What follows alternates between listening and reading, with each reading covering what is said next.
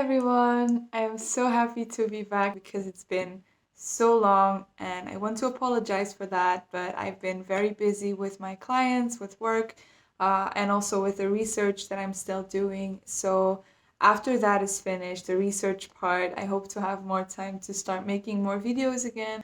And today I thought I'd take my evening and just take the time to talk to you guys again, do a little video, do a little heart to heart, because I do really have some important things I want to share. The topic being, since I've worked with a lot of people now over these last 2 years, I've come to kind of reflect a bit on what the people that recover quickest seem to have in common. So, what characteristics they have, what mindset they have. These are all things that you can do. So, it's not like the people that recover quickly, they just have these things, and people that don't. These are more characteristics that that refer to an active mindset that you are taking on. So all these things that I'm about to share are things you can 100% work on. Before I start, I wanted to share that my recovery course for DPDR and existential anxiety is on sale for summer. So it's now 99 euros instead of 120. The refund still counts, of course. If the course doesn't work for you, if you don't find it valuable, I will refund you your money. But yeah, I've been getting a lot of good feedback, a lot of people that are recovering because of the course. And I really just want everyone to have that chance to recover, even if you don't have the money to go into one-on-one coaching with me or with someone else. So if you've been looking for something to help you just go to that step further in your process of recovery, feel free to check out my course. It's on sale right now for 20% discount. I'll put the link in the description. And of course, for those of you that are looking for a more personal approach and are willing to invest a bit more, you can always schedule a free intake session with me to see if one-on-one coaching could be something for you. And I'd be happy to get to know you through that direction. So, to get into the topic of today, I've prepared 5 characteristics or 5 specific mindset tips that people that seem to recover quickly or more quickly seem to have in common. So these are all things you can do and things I would really, really recommend you to work on as well. So the first thing is a positive attitude towards this whole process. I think this is probably, with another one that I'm going to share, the most important one. People that I work with one-on-one that seem to just go through this more quickly are generally people that really see this as, that really have a positive mindset towards the outcome of this process. So people that are determined to go through, people that feel positive about their chances to recover, people that are seeing this as a positive process they can learn something from, and people that are just optimistic in general. I know that's difficult because when you're struggling with something that depressing, that dreadful, it's hard to stay positive.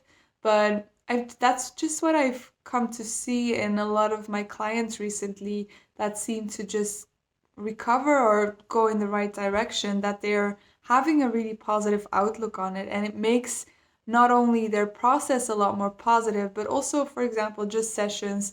Yeah, so I guess that's the first thing I'd start with, a positive mindset. So the second quality that people that seem to recover more quickly seem to have in common is the attitude of willingness to accept and surrender to this process. So not only to the process they're going through, but also to their emotions. So people who, to put it differently, people that struggle for a longer time that I've noticed are usually people that really, really don't give their emotions a place, or find it difficult to give their emotions a place, to accept them, to accept the anxiety when it's there, to surrender to this entire process. Okay, so this is me editing this, and you're about to see, well, you're about to not see Arturo's peephole, which is why I put a star on it. I realized that it doesn't really match the vibe of this serious video, but I also don't want to just not say anything about it. So here you go. Says, and people that do kind of seem to recover more quickly are usually people that I work with that when their emotions are there, that can create an attitude of kindness towards the emotions, that can create an attitude of kindness towards themselves when they're going through these emotions, and that are able to be with them instead of having to fight the emotions, having to resist them.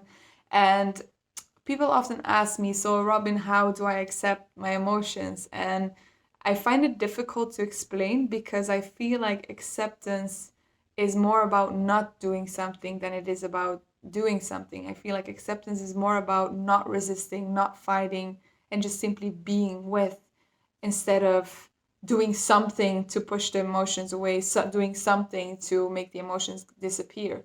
So that's the second quality that I find important, is the willingness to accept and surrender. The third thing is that the third quality is being active on a physical level and on a social level. So people that go through this process more quickly seem to be people that stay in their routines, that stay going to the gym, that keep kind of working out, keeping their life structured at some level if that's possible. I know sometimes it's difficult to stay at work if you're going through this, but I'm just saying people that don't just shut everything down, stay inside only with their own minds, only with their own thoughts, because that is also a really important part of this process, not in the sense of running away from the thoughts or the feelings, but continuing to live your life with this situation instead of letting this situation determine your life. People that really accept that this is right now here, but still are determined to make the best of their life by continuing to meet with friends, even though it sometimes feels weird, even though it sometimes feels unreal or uncomfortable, that just keep on doing the things that they used to do. The fourth thing that, and this is I think what I meant, is the most important together with the first one. So the fourth quality that people that I work with that recover more quickly seem to have in common. My dog is chewing his food on the background. I hope this doesn't disturb the video too much. So the fourth thing is people that dive into a personal growth and spiritual journey. So this means people that don't see this thing that's happening, this existential crisis or DPDR crisis, as something that is happening to them, something that is limiting them in life, but they see this as something they can learn from, something they can grow from. And so they dive into reading books, they dive into listening to podcasts, they dive into the discomfort of meditation, and they really, really take this process in hand, in the sense of, I want to learn something from this, I want this to have a purpose, and I want to grow from this as a person. Some practical tips I could give you in that area, if that's something you feel open to explore, is first of all starting a meditation practice. This is so important. Starting a daily meditation practice.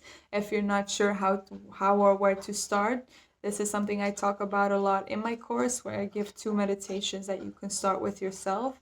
And otherwise, there's also some meditations on my YouTube as well, where you can have a look at, or you can just explore meditation in general with yourself or with other YouTube videos. The second thing I would recommend starting with is listening to podcasts that are not necessarily about spirituality, but more about personal growth, about mental health, about spirituality a little bit too.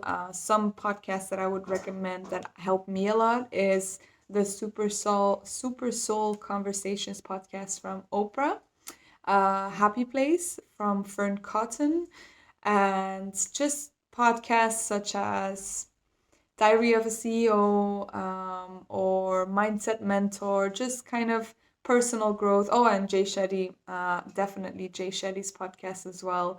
All kind of podcasts that dive into spiritual growth, personal growth, um, that help me a lot. And that is something where I see clients of mine that really, really take my tips on podcasts and everything in hand, that they recover more quickly. And the fifth thing that people that struggle for less of like that struggle less long have in common is that they are willing to see this process as long-term growth instead of looking for a short-term fix. Because what I always get with people that either want to work with me one-on-one, or people that send me messages on Instagram, is how can you give me a tip to fix this?